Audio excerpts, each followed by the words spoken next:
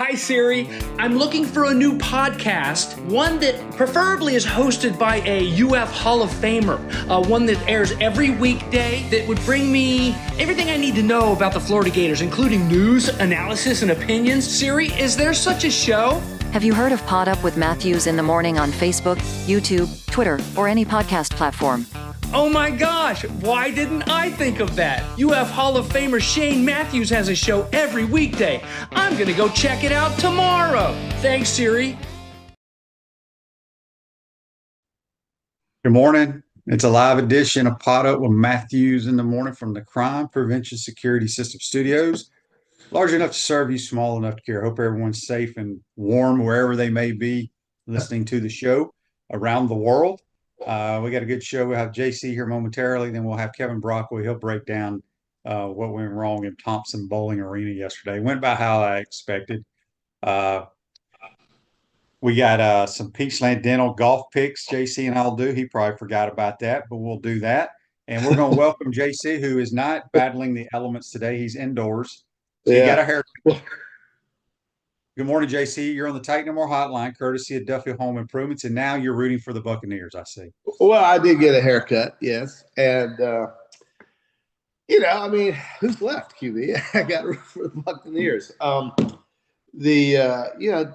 dude, when I thought you were I thought you liked the Detroit Lions. I thought you bought all their gear. I do like the Detroit Lions. I think they're a great story, but I was pissed at the way that game went with the Rams.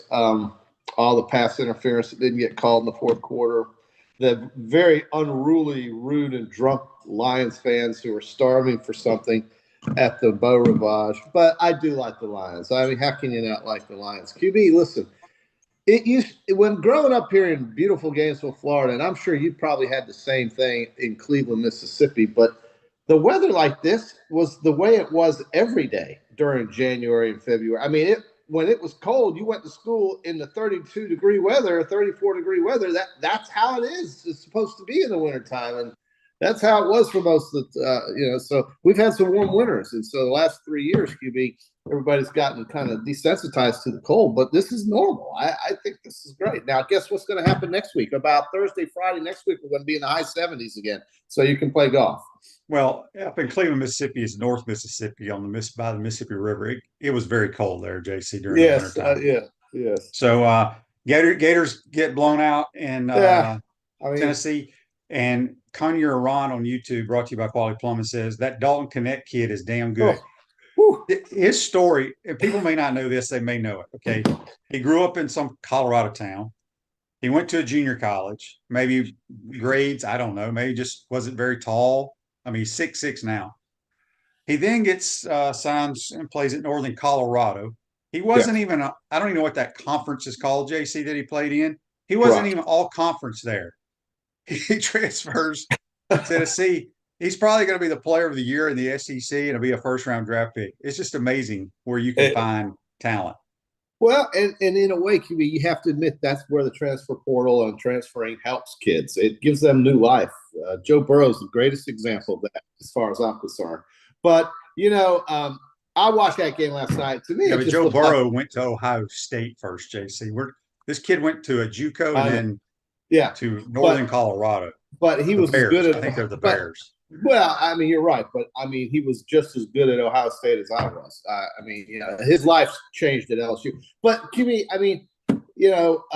watching that game last night with Florida and Tennessee, it just looked like NBA players playing against college kids that were just trying to find their way.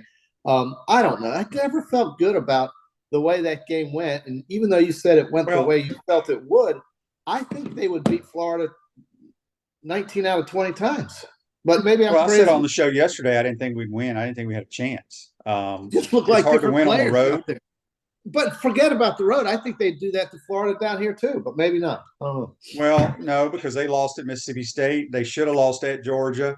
They found a way to win. Georgia, I think Georgia's the only team that won on the road. Mike White and his crew went into South Carolina and won. But I think all the other SEC home teams won. That's correct. Georgia had a big one last night, and Georgia is having a nice little turnaround story. But again, though, it just looked like the players I mean, Florida's got a long way to go, folks. I mean, to me, you're going to see teams like this when you get to the NCAA tournament, and that's that. I think you're going to have to get. We got to get to the tournament. Well, you got to get more physical. You got to get more this, more that. I don't know what the answer is. I'm not a basketball coach, but it didn't look like this is a team that's going to threaten anybody. All right. So Richard says on YouTube, JC, stay away from the Chrysler products. Very poor quality. Get a Toyota Sienna van. It's much better. Sienna. Well, I've also heard the Honda Odyssey was a great idea and the Nissan Quest. But what's wrong with the Chrysler Pacifica? I had a great time in that car. That minivan. I'm going to be in the market for a minivan, folks. That's just the way it's going to be. We're going to have to do a photo shoot when you get this minivan. I'm going to take a picture of that Pacifica. You're going to say it's gorgeous. But the Honda Odyssey was somebody told me about that because I am asking. They say go Toyota. Go Toyota, they say. Toyotas, you never go wrong with those. I mean, you're right. Those cars. All right, JC, I wanted to bring this topic up because I get it. People just ask me all the time about it. Yeah. It's the keyword loyalty. Loyalty. When we're talking college athletics, there's a lot of people out there that love that kids can transfer and go wherever they want because they always say, well, coaches can do it. Yeah. Well, coaches can, but coaches, there is no loyalty when it comes to coaching unless you're coaching at the school you played for. Well, yeah. You know what I'm saying? That makes a lot of sense. Yeah. So I have a serious problem with all the transferring because how as an athlete, when you're old, who are you going to root for? What diploma are you going to put on your office? Yeah. Where are you going to take your kids? So I totally argue that point with anyone because if Kalen DeBoer decides after 4 years, if he's winning or whatever, and he hauls ass to the NFL, that doesn't mean he's not loyal to Alabama. He has no ties to Alabama.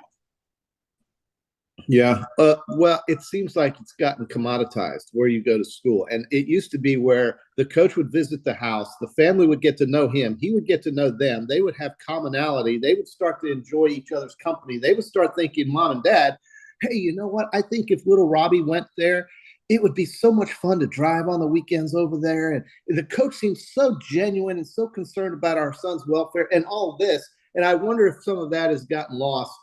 Because recruiting is or should be more than, okay, they're going to give you $125,000, but we're going to give you $195,000. And by the way, you're going to get a free Tahoe.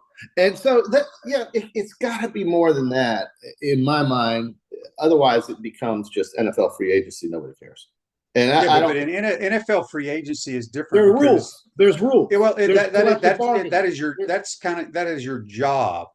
People bounce around from company to company. I think, but there are rules, and you have a choice. If you get drafted by the Chicago Bears and you play there 10 years, and then you move on, it's just like look at Aaron Rodgers and Brett Favre. These guys are longtime loyal Green Bay Packers, but at some point the team gets tired of you or don't want to pay you. And so you go somewhere else. Yeah. But in college athletics, I totally disagree with the coaches not being loyal compared to a player. Because there's only one coach right now that I could think of that is very loyal to his university, and that would be Kirby Smart, because he played there. He grew up a dog. You got to throw Jim Harbaugh in there too. Harbaugh too. I forgot about Harbaugh. And I'm sure there's other people like that. But if I don't understand it. So we're wasting time. I'm talking about it. Well, I get it. It makes you sad that you are not happy, and many are not happy with the idea that this is becoming now more of an employment. I mean, how many former players that you know? How many former players that you know that are being in a text feed and they text back, "I can't stand college football now." Well. I mean, a lot of people watch that Final Four. I didn't say that. They watched it, but they can't stand how college football is going right now. Not just college football, but college athletics. I think people are just they're not apt to the drastic. I think change is just coming very fast, and I think that makes a lot of folks uncomfortable. QB, it makes a lot of people uncomfortable when things change very quickly like this, and it has gone at warp speed, if there is such a thing, because when you can move from this school to that school to this school to that school, it just engenders little or no loyalty, as you say, and it just creates an employment opportunity here and there. This used to be college athletics, right? So let me ask you this. And it is for many. It is for many, QB. Don't remember, this is not across the board. A lot of guys are not getting the things that we read about in the paper for the select and very lucky few. Many guys are not getting all of this money. Oh, no, I know that. But a lot of them that are getting it probably don't deserve it. Paul says you're going to be an Uber driver, JC. But think about DJ Ugalele. When he's done playing at Florida State next year, I don't think he'll play in the NFL, but if he's in a locker room, and which they do, there's wagers going on about my school against your school every Saturday in NFL locker room. Who the hell? Who's he going to wager on? Three different schools? Yeah. But QB, again, you're talking about just a fraction of those that play the sport. And in many schools, and most schools, how many players do you know that play for the University of Maryland that you have generational wealth all of a sudden? How about the University of Iowa? I mean, you got to remember, we only seem to focus on the guys that make the headlines that you read about on this thing. And that seems to get you all worked up. But you got to remember, there's a whole world out there that's not enjoying the $800,000 that Graham Mertz got or is getting, from what I heard. And he's not paid very high compared to others. That's a lot of money. I don't care how you cut it. That's a hell of a lot of money. That is more than I ever made in the NFL. Think about that. Yeah, it's times they are a changing, and I just wish we had some framework, some guidelines. It feels like everybody or nobody. It is paralysis by analysis. Nobody wants to jump out there and take a stand as to how it's going to work at their institution or in their conference. Nobody's willing to do that. We talk about the great Greg Sankey, how popular he is in terms of how much respect he garners and how much forward thinking he's got. What does he say about all this other than just a lot of legal speech? I don't need to hear that. I need somebody to lead. I need somebody to make a stand and say, this is how it's going to be done here. And then maybe the blocks will start to fall and the dominoes will start to fall over and we'll start to get some structure, QB. That's what I think it makes. When you say, I can't stand college football, I don't like it, it's because there's no structure in it. It's become the Wild West. You got two guns. I've got a gun here and a gun there, and you're pointing this way and you're pointing that way. Maybe that's a terrible analogy, but the point is that there is no control and there's no structure. And that's what's running a lot of guys away from it. But I think over time it'll get fixed. I do. Rose Ogre State Farm Office is a team of dedicated insurance professionals ready to help life go right with the right insurance options for you and your family. Visitogreinsurance.com. Give them a call at 352-240-1779. I got JC here. We'll have Kevin Brockway from the Gainesville Sun talk about the Hoops game. I like Kevin. We got some text here on the Titan Mark text line. Don't know who this is from, but it says Golden and Napier have little time left at UF. Like them, but they are not the right fit. Well, remember, QB, we have said this. If we said it once, we've said it many times. Scott Strickland will leave before Billy Napier leaves. There is no way. You guys talked about this yesterday with Buddy, and I heard it, and it just seemed like this was a topic that we had already discussed in the past not at length, but we did discuss it, and that was no chance in hell is anybody over there buying out this coach. He is what you are and what you have for the next until I think at least another 2 or 3 years. And the only way that changes is if the president fires the AD first. And I hate firing people. I just don't think Scott Strickland has any appetite for a coaching search or writing a check and asking permission to write that check. So there's a lot of rumors out there, and people are texting and messaging about their Strickland might be leaving to go be the A&M AD. Okay, well, if that happens and he actually goes to Texas A&M somehow, then the new guy that comes in will want his people, and that's over time or maybe over a shorter period of time. Not good for a coach that doesn't have a winning record. It's like you say, and it's the absolute truth, and it bears repeating. You have to win some games. It's a results-driven business. That is all there is to it.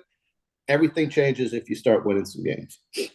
Yeah. Daryl says, good morning. Fans get all caught up in the players in the transfer portal not coming from a Power 5 school, but look at Connect at Tennessee. tearing it up. Yep. Yeah, he's killing. This is from someone in the 9401. They say NFL football on cable TV days are numbered 23 million streamed the game on Peacock. Yeah, but they also, I think they paid it and then they called and canceled it because I think you could do it for free. I saw something where tons of people called and canceled. Well, I can tell you, I watched it and I didn't pay 1 penny for it. The streaming thing has lost a lot of money. Now, they may have had this big gaudy number because maybe it was the only thing going on Saturday night, but I can promise you, dude, that streaming thing's a pain in the rear end. I'm not a fan. I don't like it. I don't want it. The buffering thing with the circle in the middle of the screen. QB, did you get any of that when you were watching the game? I didn't watch the game. Okay, so you didn't even watch the game. A lot of folks were complaining about, oh God, the screen is frozen. It's frozen out. It may have been because it was cold, Jesse.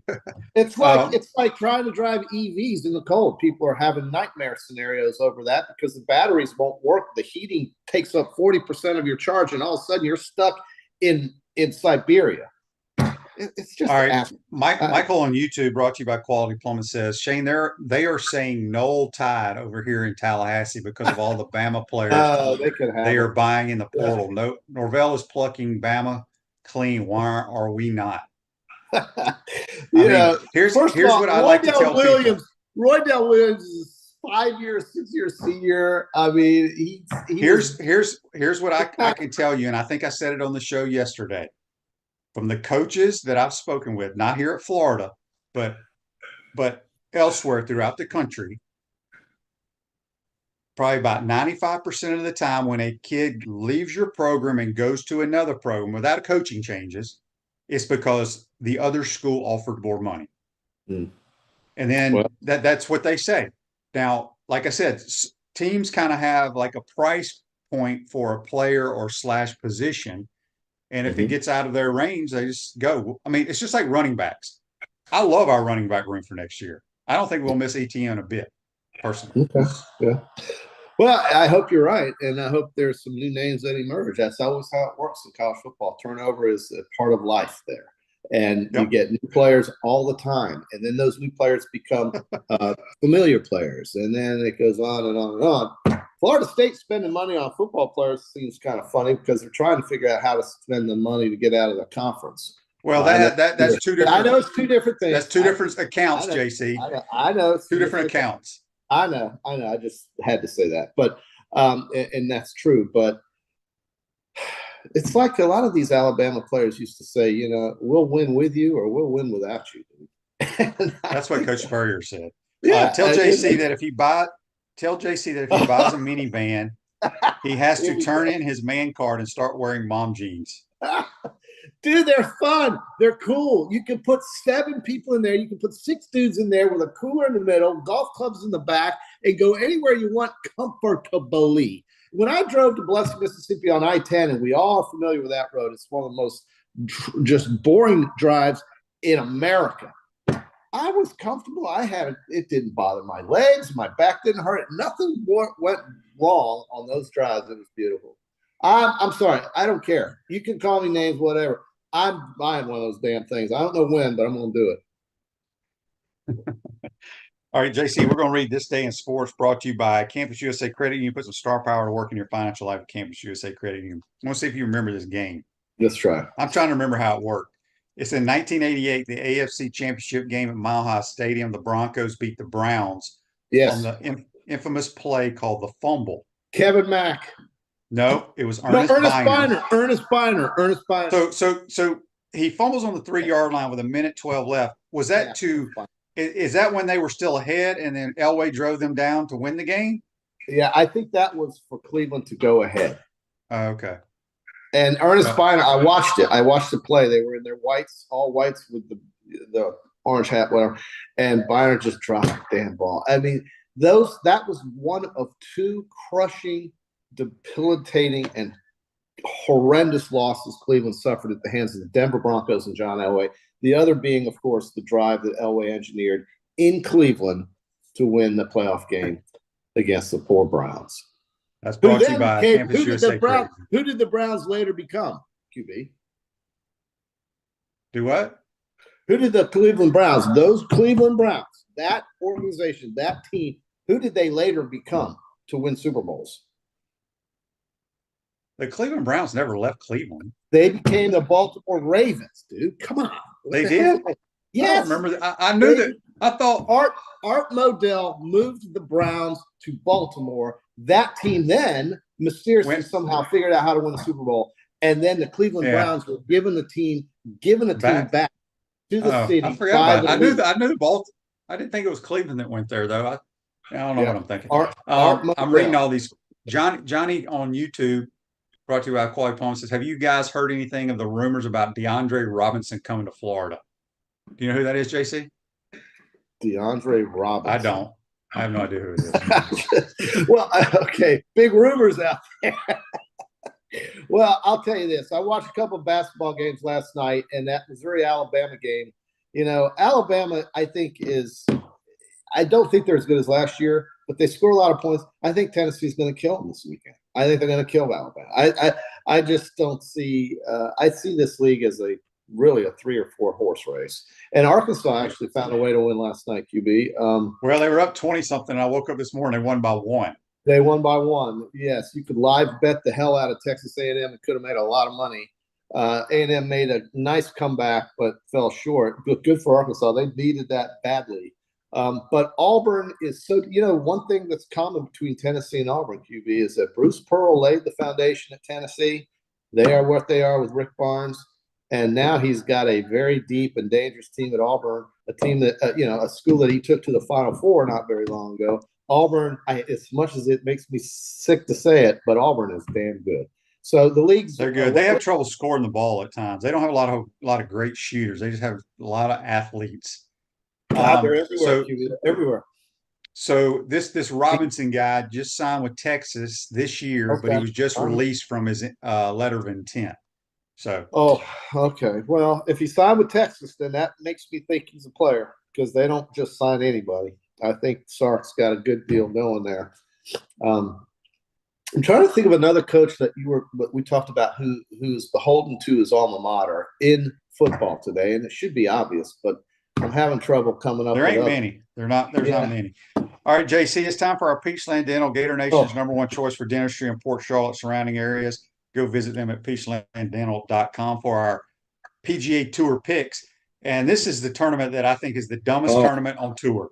You hate because this is where they play at 3 different courses. I think this used to be the Bob Hope back in the day. Now it's the American Express, but they play at 3 different courses. Really? PGA West. Yeah. I'm pretty sure they play at three different courses. I could be wrong. I've been wrong a lot lately. But so we're going to pick 3 golfers where is see the how tournament? it goes. Is it it's in California. What's the course? PGA West. Okay. But I think they play more courses in the PGA West. Do you? Okay. They must have multiple courses at PGA West. Right. And then of course next week is Torrey Pines. That's the one we're all familiar with. So this one's probably just outside of LA or Southern California. It's in Southern California, I think. It's San Diego, actually. It's just outside of San Diego. And then they go to San Diego to play at Torrey Pines. Well, I don't know, man. I mean, I got to be honest. I've watched 0.0 amount of golf. That matters. I know it doesn't matter. But I'm going to go ahead and start this off. I see Tyson Alexander in the field. He's on Tyson, I got to find out because Tyson he has a PGA Tour card. He withdrew in the 4th round last week at the Sony Open, which makes no sense because I don't care if you're sick, if you're hurt, you finish so you get paid. You get paid, yeah. Well, that's strange. Maybe he just literally could not swing the club. I don't know, but he's back in the field this week. I'm not taking him, but he is good for him. He's got his card. I'm going to start off with somebody boring, probably the most boring golfer on the tour, but one of the best, and that's Patrick Cantlay. Patrick Cantlay's a good one. He's a big name. I'm going to go with Bo Hostler. What? Bo Hostler. Okay. Okay. Dude, nobody with a name, all the people you never heard of win this tournament. So I'm going to go with a guy that's literally from this area, that's played this place, that grew up in this area, that's very familiar with the area, and is somebody who you always pick, but he's going to be my guy this weekend, and that's the X-Man. Xander Schauffele. Yeah, this is where I think this is the area, if I'm not mistaken, this is where he's from. And so he's familiar. I'm going to take it. I'm going to go with an Australian, Cameron Davis. Okay, Cam Davis. All right. Yes, your international flavor never ends. I think Jason Day plays very well. He's an Australian as well. But rather than going with him, I'm going to go All-Americans and take Tony Finau, who seems to – You're taking a lot of big names. Yeah, well, in terms like this, I think Tony Finau is exceptional. All right, we're going to pick one. We're going to pick four. My third pick is going to be JT Poston. Okay, you write these down, QB, because I'm afraid I don't. Okay, JT Poston is a good one. Then my fourth pick, I wouldn't be surprised if some guy named Chaz Reavie did well on something like this. But I'm going to just go with you're going to just blow me off here, but I'm taking Scotty Scheffler. Jeez. Chalk, baby. Chalk. You got like your four players are all probably in the top 15 in the world. My guys barely got their card. Hostler. Well, I got to go with my favorite guy in the world. Yeah. My favorite. You know who my favorite golfer is, JC? Yeah, he's that South Korean golfer. He's Tom Kim. The Build-A-Bear. The Big Teddy Bear. Ju Young Kim, better known as Tom. Tom Kim, we can laugh at him and he's funny and all this. He is a hell of a golfer. I mean, he's 20 years old. He's ranked 14th in the world. Yeah, he's amazing. He's a hell of a golfer. Very good player. I think you're going to see him win on tour this year. I got to get into the golf spirit of things, and I will once they get to that. What's the course in Los Angeles? Oh, Riviera. Once they get to that, Torrey Pines, they play Pebble Beach, and then it all swings over here in March. So, yeah, man. Golf is great. I love it. And LIV thing does not bother me. If John Rahm wants to go take his $600 million, who can blame him? Let him go. I thought they were going to merge anyway. Now I hear that's kind of up in the air. We don't know what the structure is there. We don't know how it's going to happen. But I can get into these golfers that we just named and watch them play just as easily as I can watching Dustin Johnson, John Rahm, Brooks Koepka. I don't need to. I can go without. I just doesn't bother. Have you ever watched the LIV event on TV, JC? I have never watched it, and I really don't have any plan. Who distributes that? I mean, really, where do you watch it? What do you watch it on? I've never seen it. That's why I was asking. Right. There's no distribution. I'm going to go with the thing that's on Sunday afternoon on CBS or on NBC Sports. And that's what I want to watch. Then I want to watch a golf channel. That's what I like when I watch golf. That's what I'm used to. If Dustin Johnson doesn't want to be on that screen, I can live with it, baby. It doesn't bother me one damn bit. I'll watch some guy who's never win a tournament for the first time, and it'll make me feel just as good as if Brooks Koepka won another tournament to add another Rolls Royce to the driveway. So give me the young guys that we don't see much, and I'll be just as happy watching golf. I know that the numbers always surround the big names winning the big tournaments on a certain day, and that's fine. We've got 4 majors coming this year. We can watch it then. But I'll watch those guys then. But I love watching the events in between the majors and seeing these new players because I'm a golf fan. I love watching them. Real quick before we get you out of here, we got a bunch of people talking about all these titles that our coaches have, like executive head coach, assistant head coach. So we got a new guy from Auburn as the executive head coach. I read that and I said, okay, I can't wait till Shane tells me exactly what that means. There's multiple titles. They just give you more. What it does is it gets you more money. Anytime there's titles next to a coach's name means he's getting more money. Yeah. Or that's how they pried him away from somewhere else to give him more money. Well, this guy came from Auburn. He was also friends with Billy in Louisiana, and he coached at Baylor. And Baylor, I think, if I can remember correctly, when he was there, they were winning big bowl games, and they were pretty damn good on defense. Maybe this guy can give us some help that we need because they need it, man. And I'll take anybody. I mean, he's got to do something. And so he's going with a friend of his that he knew at Louisiana but had success at Baylor. They were quite good.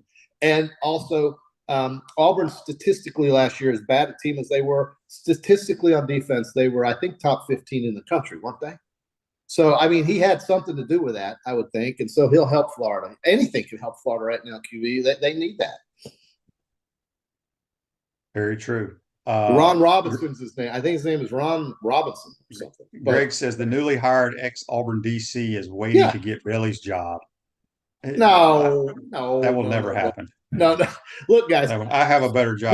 Better chance Billy is your coach unless Scott Strickland leaves first. Get that, put in your head, lock it away, and move on. Even if they go 3-9 next year, he is not getting bought out. I'm telling you, it ain't happening. Forget it. And if I'm wrong, then you can all point your finger at me and call me a fool. But I don't care. I think this coach is here for at least the next 2 years, maybe 3, until that contract is exhausted and he has earned that money as the coach. And it's going to be up to him to make this program win. You just have to lock on, get on board, and ride with him or watch him go.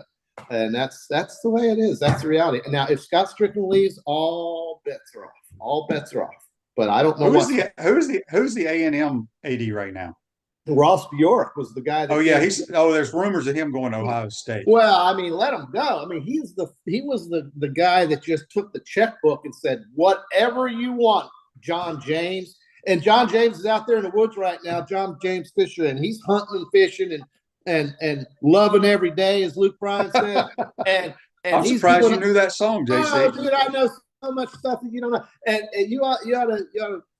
But this guy's who sings it? Who sings it? Luke Bryan. Okay.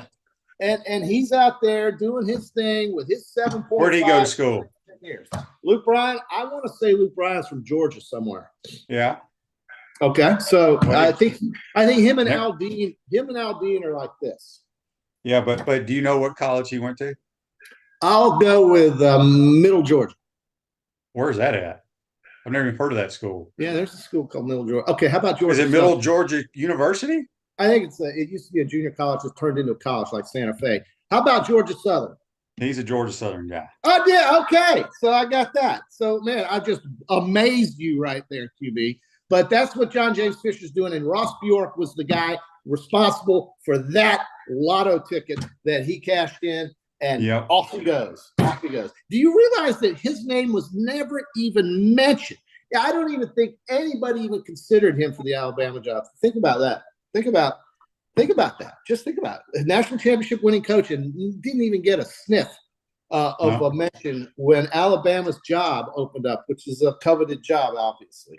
I think the board's going to do great. He's hiring great coaches. They're going to do fun. They're going to be fun. All right, JC. Have a great day. Test driving minivans. We'll talk to you soon. Okay. That's JC. Join us on the Titan More Hotline. Take a quick time out.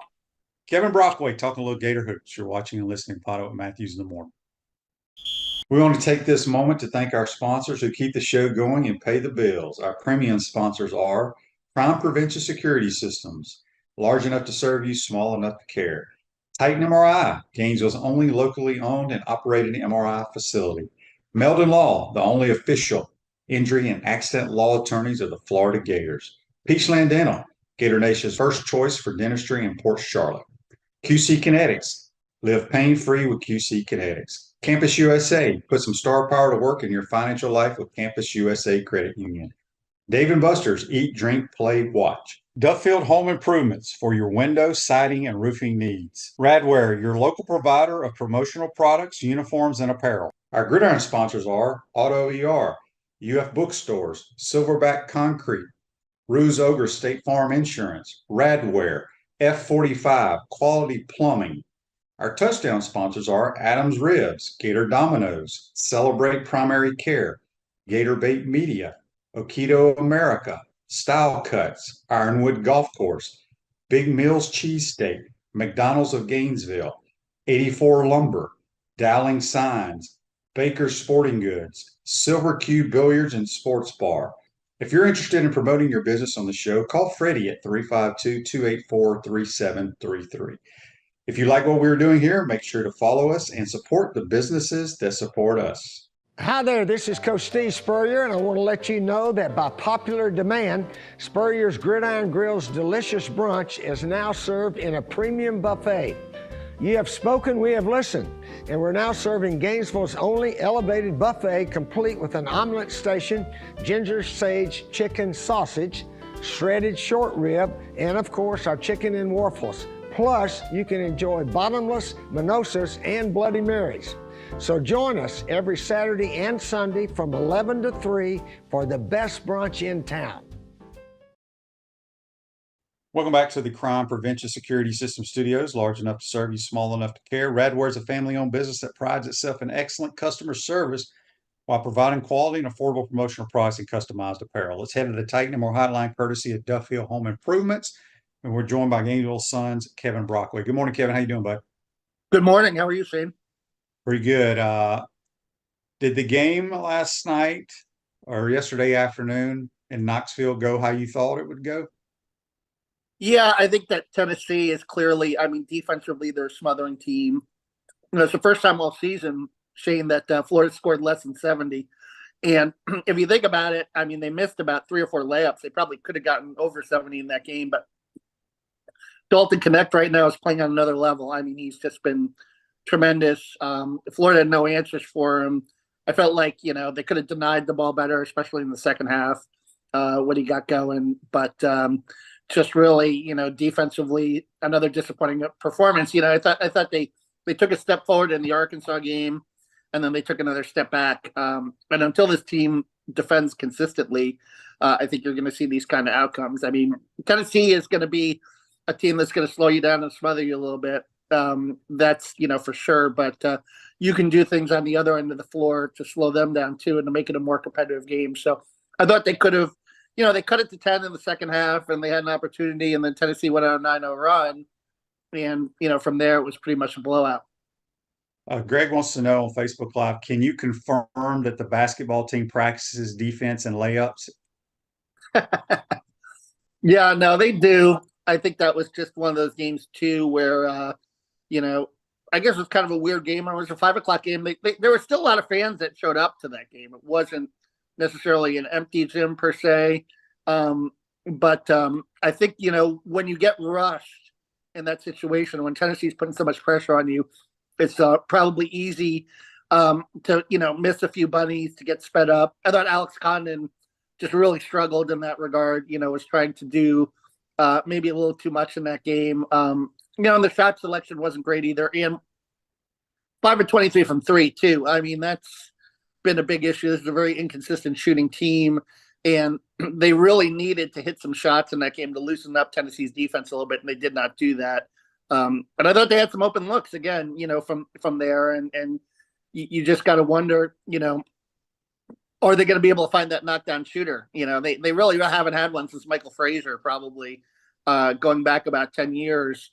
And you thought maybe Will Richard would be the guy this season. He hasn't been to this point, but I think you'd like to see some guys step up and, hit some shots from the perimeter, because that's going to make the driving lanes that much easier. And this is kind of a dribble drive team, a team that likes to get on transition, but you got to hit some shots from the perimeter too to open that up.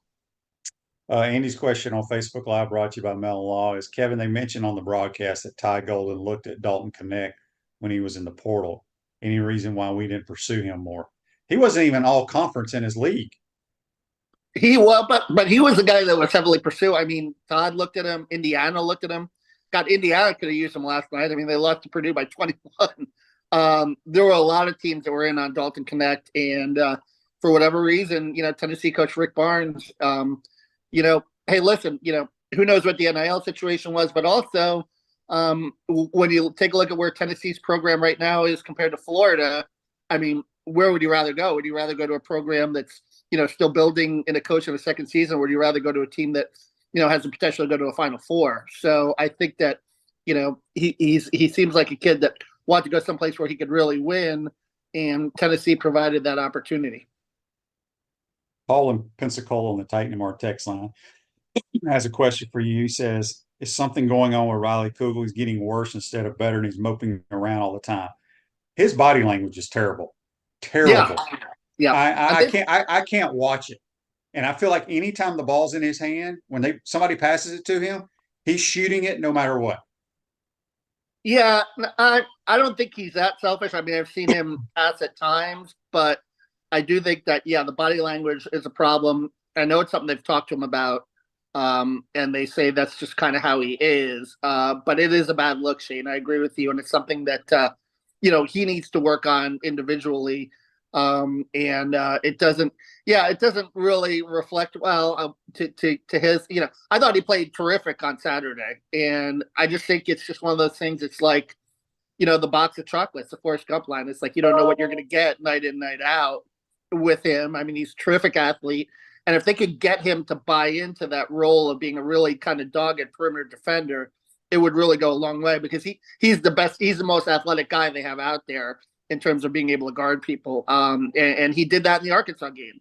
But, again, the Tennessee game takes a step back. And, you'd want to see this guy that's a sophomore, a little more consistency at this point in his career, and you're not seeing it. Yeah.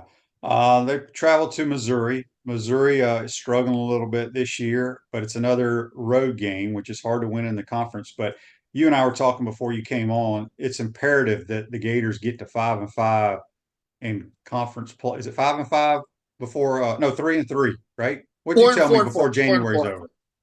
4-4. 4-4.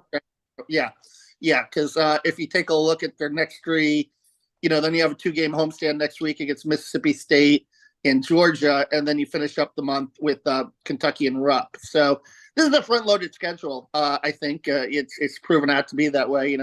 Kentucky's obviously the game you wish you would have back, because you'd be 2-2 at this point. But Ole Miss is a top 25 team. Kentucky's a top 25 team. Tennessee's a top 25 team. So it does lighten up a little bit in February, but you do have a chance for a couple of statement wins. You have Auburn at home, you have Alabama at home.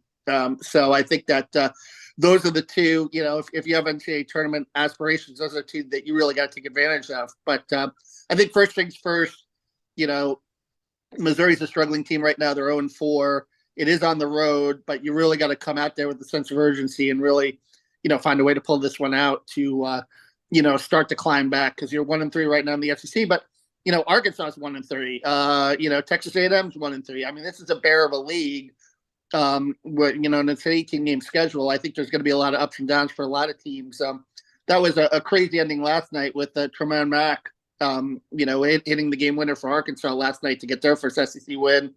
And then Georgia, you look at what Mike White's done, 13-4, and they held on to beat South Carolina, who's an improved team. So I think just night in, night out, this is going to be a tough league, but you got to come with the right intensity, you got to come with the right mindset, and you got to show growth. And I think this Florida team right now has to show growth, particularly on the defensive end of the floor, find ways to get more stops, either in, personnel, make some adjustments to the lineup, or just flat out effort. They've got to do better.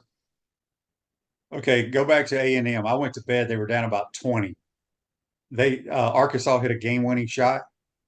Yeah, they did. Yeah, Wade Taylor for Texas A&M scored 41 in that game, so He topped off that and hit a bunch of threes at the end of that game. And hit a leaning three to put them up 1 with 7 seconds left, and then Arkansas, Mack went the length of the floor and hit a little runner in the lane from about or squared up. It was a really nice shot from about 10 feet. Got in the lane and kind of left of the lane a little bit and hit a nice shot to walk it off. A game-winning shot. So it was something.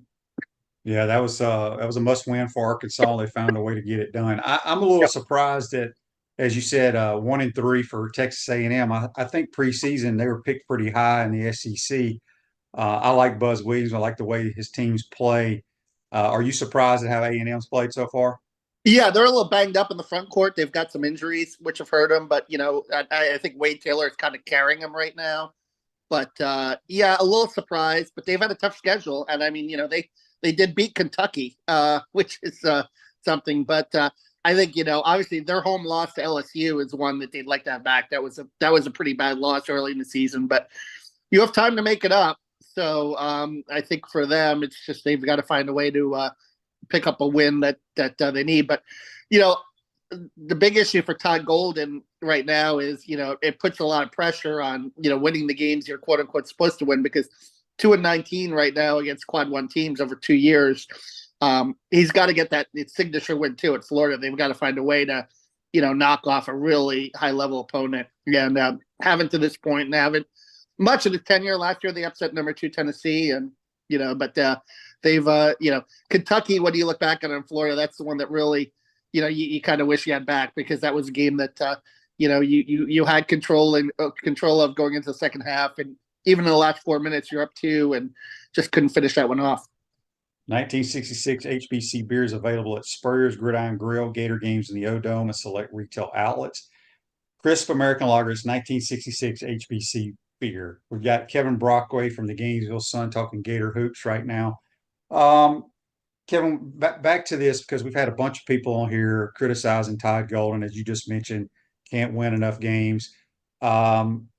Let's say worst case scenario, Gators don't make the tournament this year. What do you think happens with Todd Golden? Is he safe?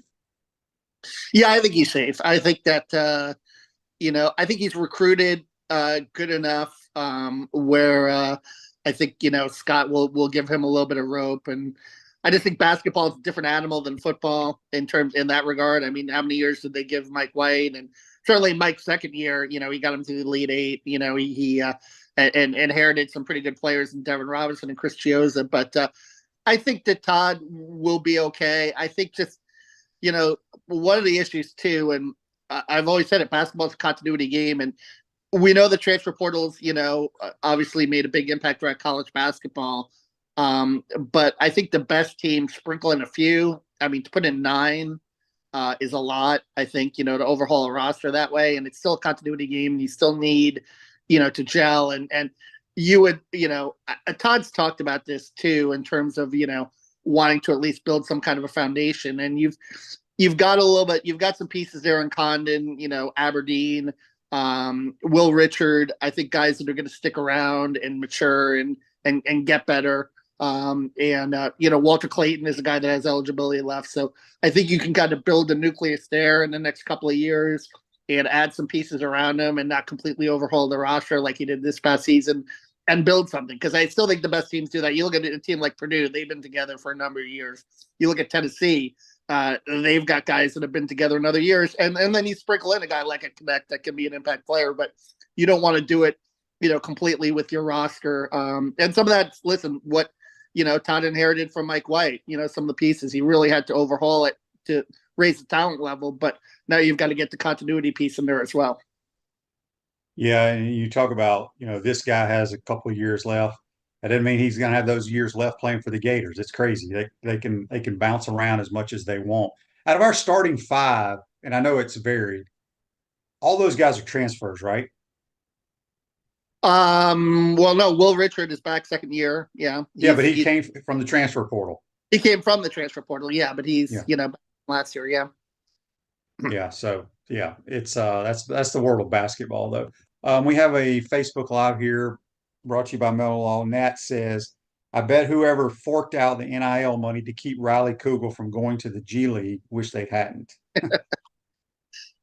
You never know year to year. I mean, it's always a risk, but I do think I think when Riley's playing well and he's at his best, and listen, he scored 12 points last night. He wasn't, a complete negative out there.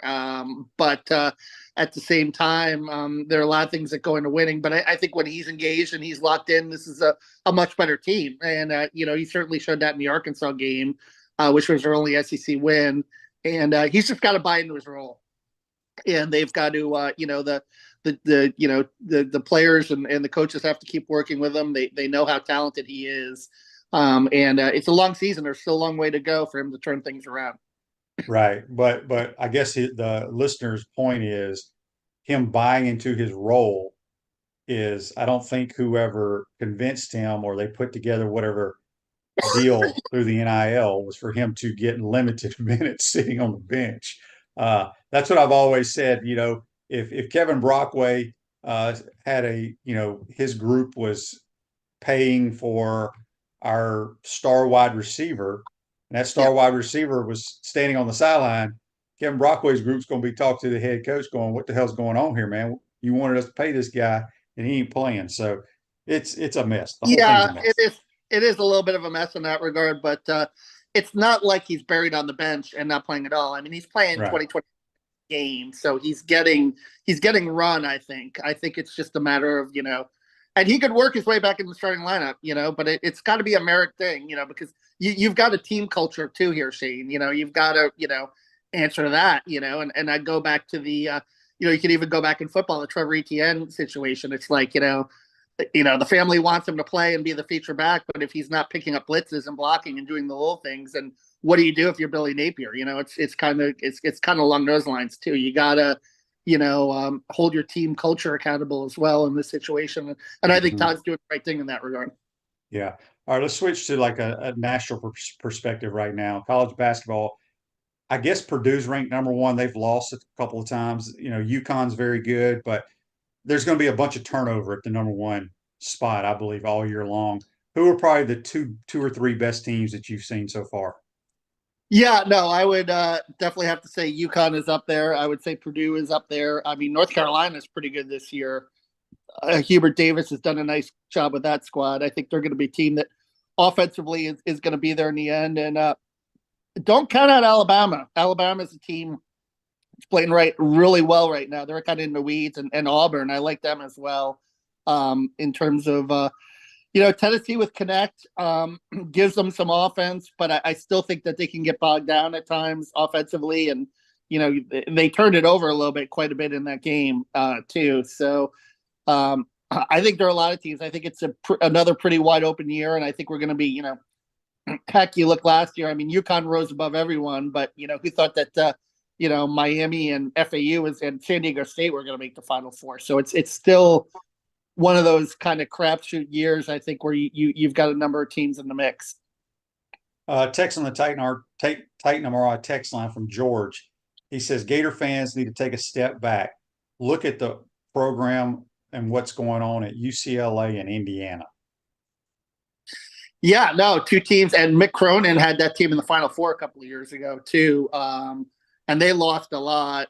But that's where the recruiting comes in. You got to be able to rebuild and reload. And Indiana, under Mike Woodson, I mean, last year, got to the second round of the NCAA tournament with Trace Jackson Davis. You lose him, and you lose Jalen Hood-Shafito, two NBA guys, and lose to Purdue last night by 21 at Assembly Hall. So it's listen, it's tough, and there are ebbs and flows to it, and you've got to build a team, and you've got to get old and stay old. I think that's the key right now in college basketball, and either do that through transfers or, like I said, developing your own guys.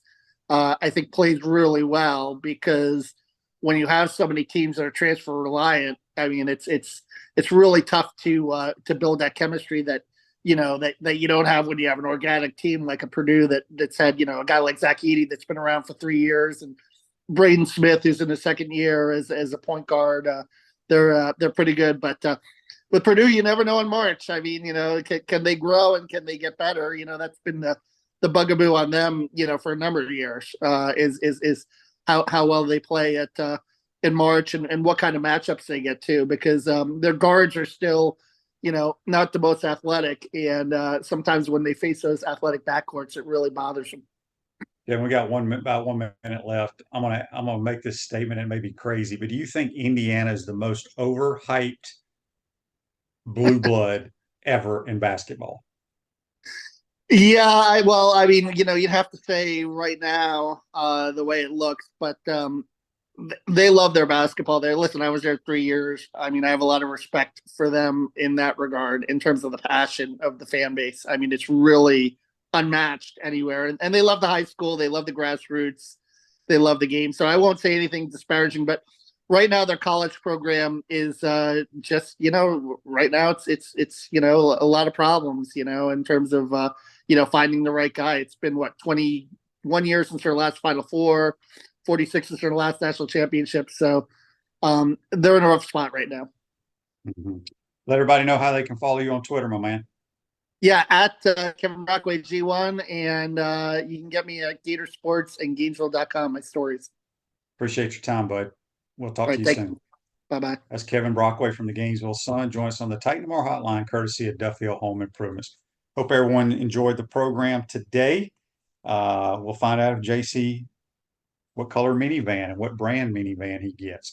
Have a great day, folks, and we'll see you tomorrow. Take care.